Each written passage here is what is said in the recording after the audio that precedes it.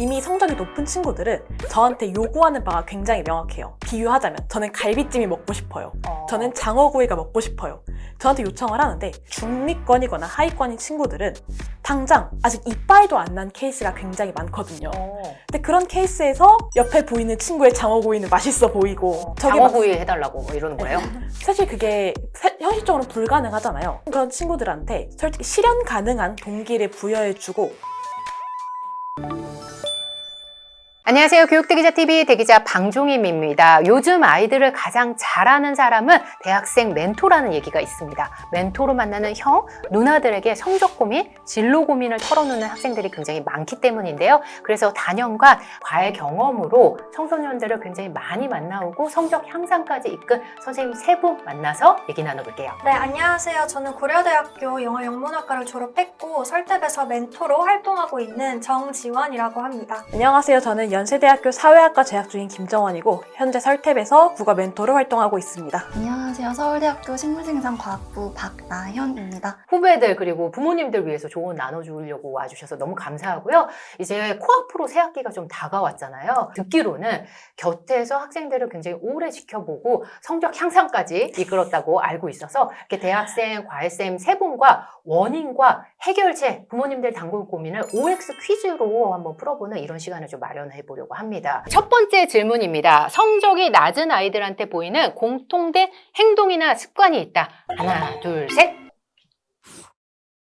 제가 생각했을 때 수년간 이제 학생들을 가르치면서 저번에 데이터를 분석해 봤을 때 2가지 특징이 있었던 것 같아요. 일단 첫 번째는 그날 배운 거를 그날 바로 복습하지 않는 습관인데요. 사실 수업을 이제 아무래도 학생 입장에서는 조금 수동적으로 들을 수밖에 없기 때문에 반드시 본인이 혼자서 그 개념들을 다시 복습하고 고민하는 그 시간이 너무나도 중요하다고 생각하는데 그날 복습하지 않으면 이게 장기 기억화되기 쉽지 않기 때문에 대부분의 성적이 조금 낮은 학생들은 이 복습하는 습관이 거의 들어있지 않았었고, 두 번째가 질문이 없는 경우였어요. 사실 공부를 하는 가장 궁극적인 목표가 이 자기주도 학습에서 무엇을 모르고 무엇을 제대로 알고 있는지를 분류하는 게 가장 첫 번째 스텝이라고 생각을 하는데 학생들을 봤을 때 내가 뭘 모르는지 대부분 몰랐고 또 어느 부분을 질문을 해야 하는지 잘 인지하고 있지 않은 경우가 많았기 때문에 제가 생각했을 때 이 2가지가 가장 큰 특징이었다고 생각합니다. 저는 이렇게 성적이 낮은 학생들이 공통적으로 보이는 특징이 굉장히 하나에 기뻐하고 또 하나에 슬퍼하는 거라고 생각을 해요. 공부라는 게 한 문제만으로 이 문제집이 끝나는 게 아니고 그 한 문제집만으로 내가 이 과목 공부가 끝나는 게 아닌데 내가 한 문제를 틀렸어 아니면 한 문제를 맞았어 잠깐의 당락으로 이제 내가 이 과목에 대한 어떤 방향성을 결정하는 듯한 느낌이 네. 이제 성적이 낮은 학생들에게서 보이는 특징인 것 같습니다. 일희일비를 많이 하나 봐요. 네, 그럼 어떻게 문제를 봐야 될까요? 항상 제가 거기서 쓰는 말이 있는데 네. 이 기생충에서 변우식 씨가 얘기하셨죠. 실전은 기세다라고 한 문제를 맞히는 것과는 상관없다. 이 시험 전체를 어떻게 치고 나가느냐가 중요하다. 비록 영화 배역은 거짓말쟁이였지만 저는 그 말 하나만큼은 정말 틀린 게 아니라고 생각합니다. 거기서 또 과외쌤의 또 멘트잖아요. 그렇죠.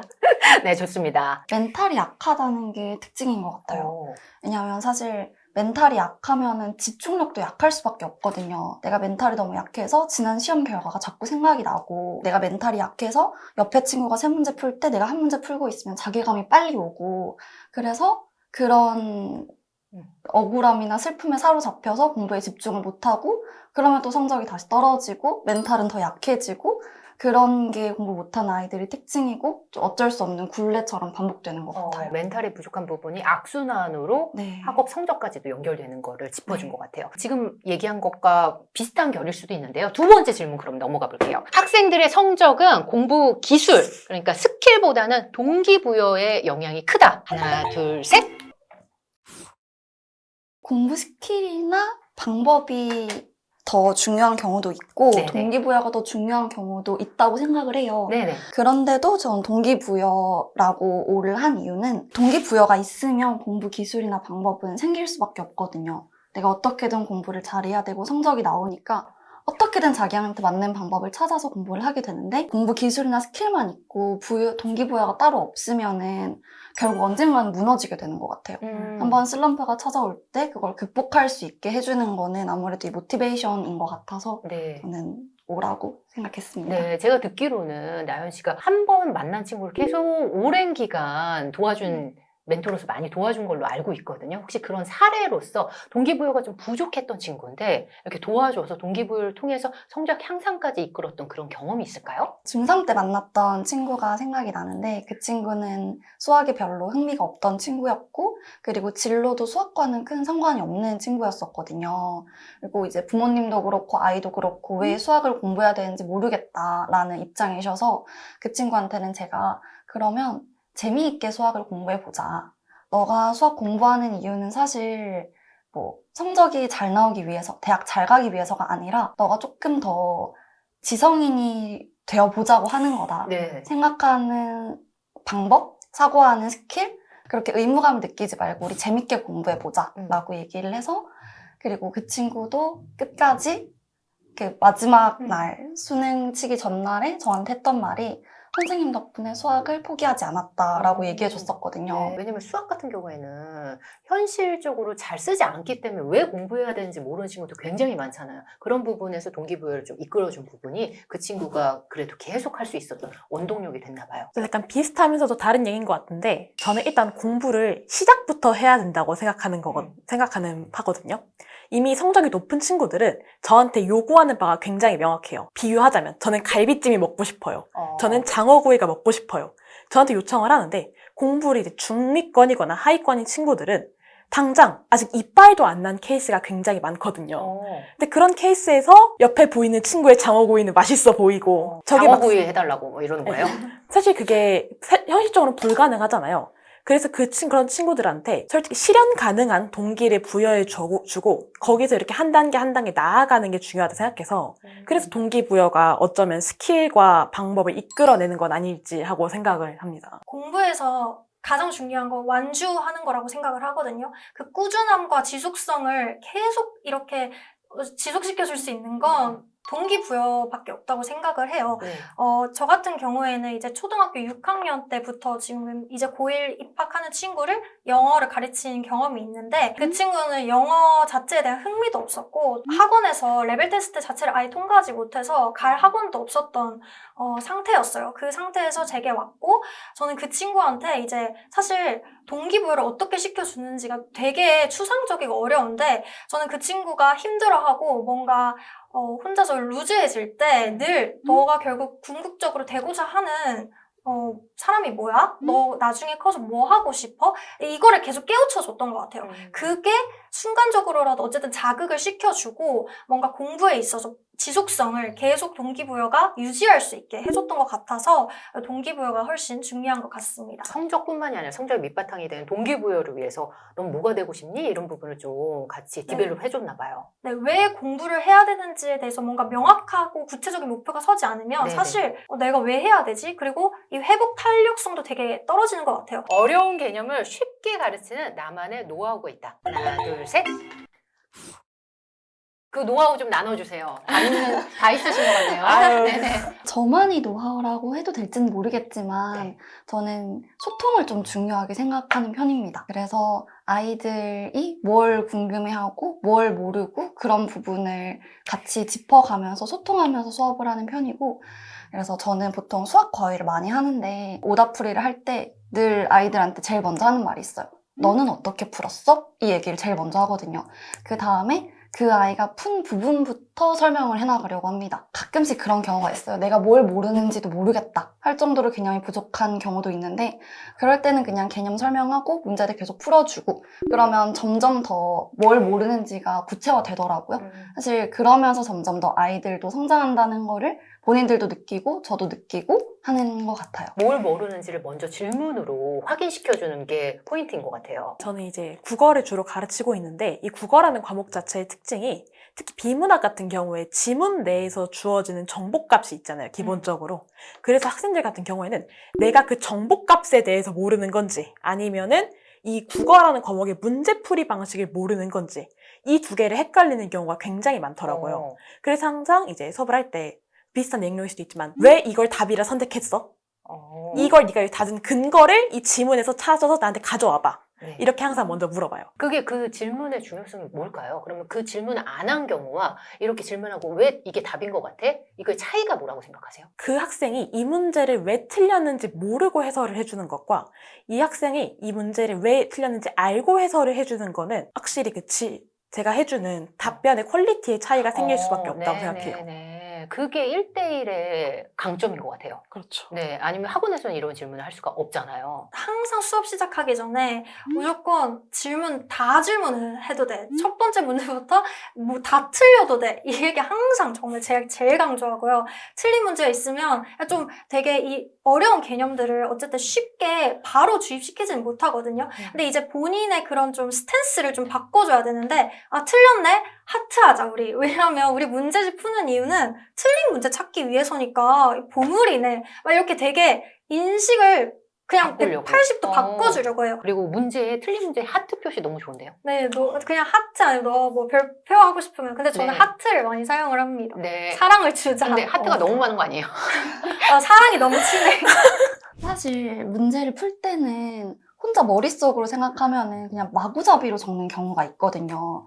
그런데 이제 제가 너 어떻게 풀었어? 한번 풀어볼래? 라고 하면은 그러면 아이들이 머릿속에서 뒤죽박죽으로 엉켜 있었던 개념들을 어떻게든 설명을 해보려고 개연성을 찾아서 맞춰 나가면서 그러면서 아이들이 스스로 답을 도출해내는 경우도 있고 이제 스스로 끝까지 해결을 해내지 못한다고 하더라도 제가 부족한 부분들만 채워주면 돼서 확실히 질문을 했을 때 아이들이 먼저 대답하고 그 다음에 선생님이 알려주는 구조가 괜찮은 것 같아요. 그냥 일방적으로 설명하는 게 아니라 너 어떻게 풀었어를 한 번이라도 질문한 것과 아닌 거의 차이가 크다라는 네. 맥락인 것 같아요. 네 번째 질문 좀 해볼게요. 부모님들이 두근두근 하실 질문이에요.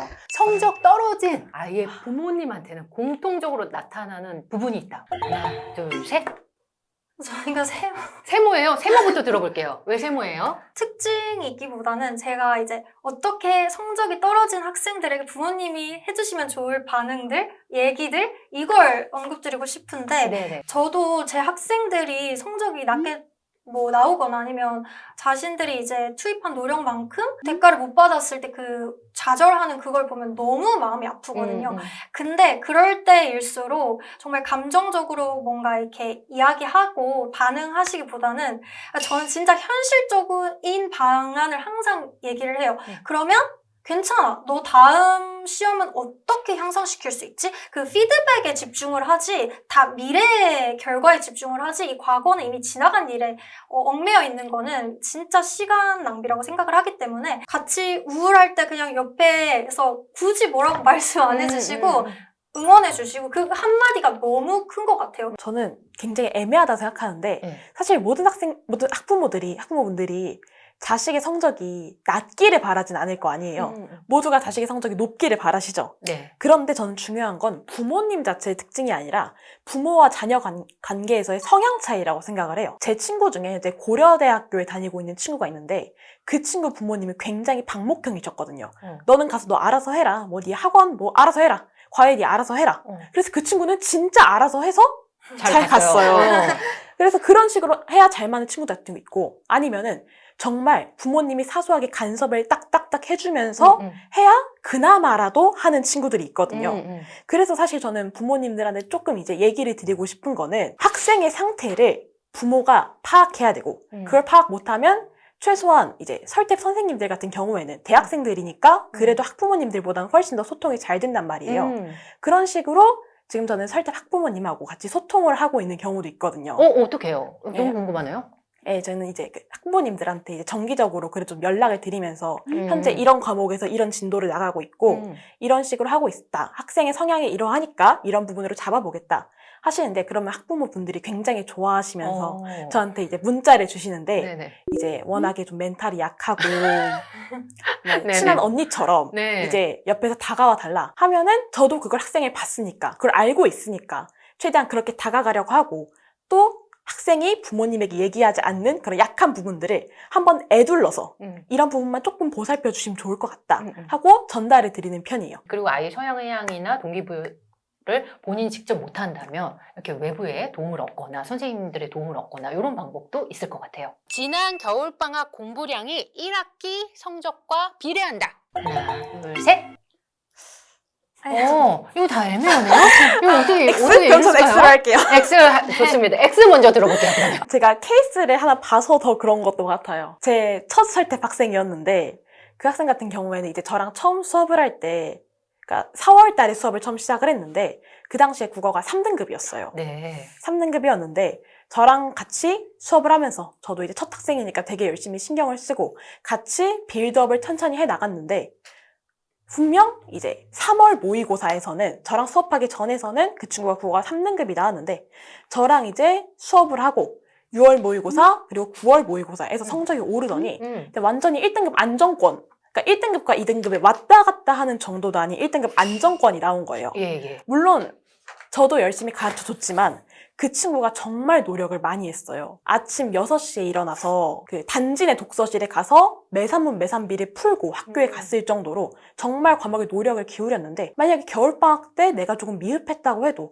학기를 시작해서 그 정도의 노력을 들일 이제 내가 성의가 있고 의지가 있다면 충분히 성적을 올릴 수 있는 건 아닌지 하고 생각합니다. 공부 마음먹기 다릅니다. 그건 타이밍은 중요하지 않다.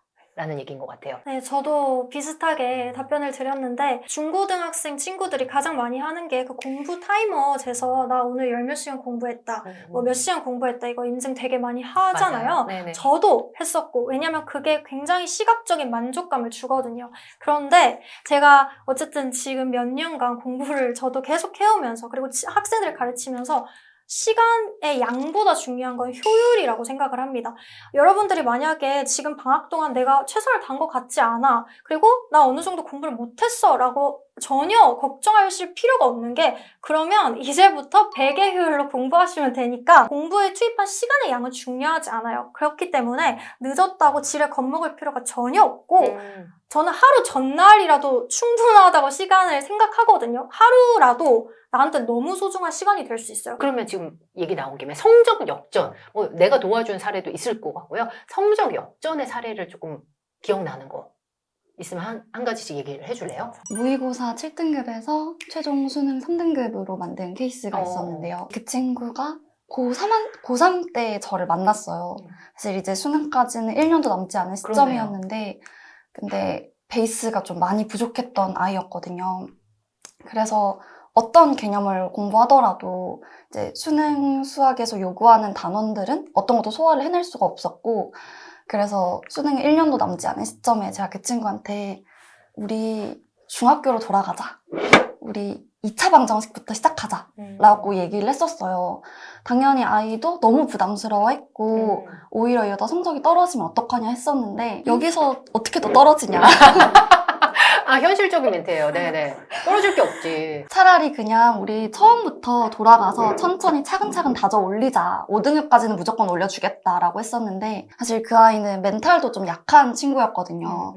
그래서 뭐 수원이나 수투, 확통 문제들 풀 때는 자신감도 없어하고 문제도 안 풀려서 계속 제자리 걸음이었었는데 오히려 막 2차 함수, 2차 방정식 이쪽 단원부터 차근차근 올라오니까 자신감도 생기고 점점 더 이제 고등학교 수학 단원들도 풀 수 있는 역량이 되고, 그래서 얘 자체에서도 스퍼트가 붙어서 더 열심히 공부를 했었던 것 같고, 그래서 최종적으로는 수능에서 3등급을 받았습니다. 이런 사례, 이렇게 힘들 때 도움받는 크게 두 가지 유형이 있을 것 같아요. 학원과 과외를 많이 떠올리잖아요. 마지막 질문입니다. 학원 다니면 도움받는 유형과 과외 받으면 도움받는 유형이 각각 따로 있다. 하나, 둘, 셋. 우선 학원 다니면 도움되는 유형은 성적으로 분류해보자면은 중위권 친구들, 그리고 성격적인 부분으로는 자신감이 있는 친구들인 것 같아요. 확실히 학원을 다니면 제일 좋은 점은 옆에 있는 친구들이랑 비교가 된다는 거니까 그렇게 옆에 있는 친구들과 항시 비교를 당하면서도 계속 멘탈이 흔들리지 않을 수 있는 자신감 있는 친구들, 그리고 옆에 친구들이 있고 어쩌면은 학원 수업에 지장이 생길 수 있음에도 불구하고 좀 용기 있게 질문할 수 있는 친구들은 학원이 조금 더 좋다고 생각을 하고, 만약에 좀 멘탈이 약하다든지 1대1 케어가 받고 싶다든지 다만 학업적인 역량이 아니라 일상에서의 부분들도 멘탈 케어가 필요한 친구들은 과외를 하면 좋을 것 같고, 또 성적으로 분류를 해보자면 극상위권 친구들 그리고 좀 하위권 친구들은 과외를 받는 게 조금 더 1대1 케어하기가 좋을 것 같습니다. 멘탈과 성적의 등급으로 지금 가름을 해줬던 것 같아요. 저 같은 경우도 있다고 생각을 했는데 저는 이제 조금 더 시니컬하게 얘기를 해보자면은 학원이 가지는 장점이 분명히 있어요. 왜냐면 과외 선생님 개인이 줄 수 있는 어떠한 자료의 양과 아무리 그냥 평범한 동네 보습 학원이어도 거기는 내신 기간만 되면 문제를 이렇게 쌓아서 갖다 줘요. 네. 그런데 사실 과외 선생님은 그렇게 해주기가 어렵거든요.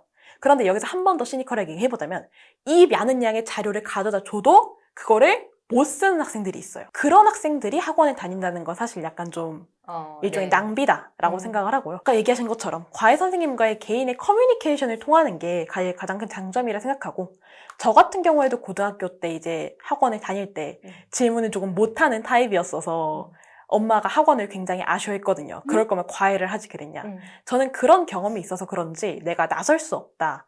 아니면은 뭔가 조금 소위 말하는 MBTI, I다. 이러면은 이제 과외를 하는 걸 좀 추천하고 싶습니다. 특권과 멘탈이 안 잡혀 있으면 어차피 학원을 가도 네. 그 시간에 이제 저희 요즘에 이런 얘기 있어요. 전기세 내주고 온다고. 그런 경우들이 정말 많기 많아요. 때문에 만약에 그런지 아닌지 우리 부모님도 학생도 스스로 좀 생각을 해보는 그런 기회가 있었으면 좋겠어요. 이제 새 학기 앞두고요. 많은 덧붙여서 할 얘기 있나 봐요. 어쩌면 이건 과외의 특징이 아니라 설태비 특징일 수도 있을 것 같아요. 제가 얘기하려고 하는 친구는 제주에서 태어나고 자란 친구였는데 이제 그 동네는 자체적으로 약간 학원들이 네네. 좀 인프라가 좋지 않았었고 그리고 보통 하나의 학원에서 여러 과목을 한꺼번에 하는 그런 종합학원 성격이 많았거든요. 그래서 좀 더 전문적인 과외를 받아보고 싶다라는 생각에 설탭을 신청했었는데 그 친구는 설탭에 대해 만족도가 되게 높았고 그리고 성적도 실제로 많이 올랐던 것 같아요. 새 학기 앞두고 고민하는 분들, 이런 분들한테 아까 오늘 이런 조언을 좀 나눠주고 싶다 이런 부분 있을까요? 같은 시기를 지나온 언니이자 누나로 말해주고 싶은데 일단 해봐. 뭐 공부 어떻게 하는지 모르겠고 뭐가 좋은 공부 방법인지 모르겠고 그런 고민들 다 알고 있고 공감도 하지만 일단 그냥 닥치는 대로 해봐. 하다 보면은 실력 늘 거고 하다 보면 너만의 공부 체계가 잡힐 거거든. 그리고 이제 학부모님들한테 드리고 싶은 말씀은 믿어주세요, 아이들. 아이들이 뭘 하든 믿어주시고 성적 오를 거라고 기대해 주시고 지켜봐 주시면은 좋을 것 같습니다. 어머, 우리 교육 전문가 모신 것 같은 느낌으로. 네네, 좋습니다. 체험담과 그리고 지금 학생들을 만나면서 느꼈던 그 경험담까지 알려주시니까 많은 학생과 학부모님들이 도움을 많이 얻었을 것 같아요. 근데 제가 세 분과 얘기를 나눠보니까 그냥 무작정 그냥 책상에 앉아 있는 게 중요한 게 아니라 한 번도 이 공부를 시작할 때 질문을 이 부분이 왜 내가 모르는 게 뭔지 그리고 선생님도 그 부분을 질문으로 이끌어주는 부분이 굉장히 중요하다는 생각을 굉장히 많이 했고요. 그래서 오늘 세 분의 멘토 선생님들과 우리가 질문의 중요성을 좀 한 번 더 되새기는 그런 시간이었다고 생각을 하거든요. 오늘 세 분의 명문대 멘토 선생님들이 강조한 질문의 중요성을 설탭에서도 강조를 하고 있는데요. 다시 시작하는 이 새 학기 끝까지 질문해주는 롤모델 스카이 선생님과 함께 입시 터닝포인트를 만들고 싶으신 구독자분들은요. 더보기란과 고정 댓글 참고해 주시면 좋겠습니다. 함께 해주셔서 감사합니다. 감사합니다.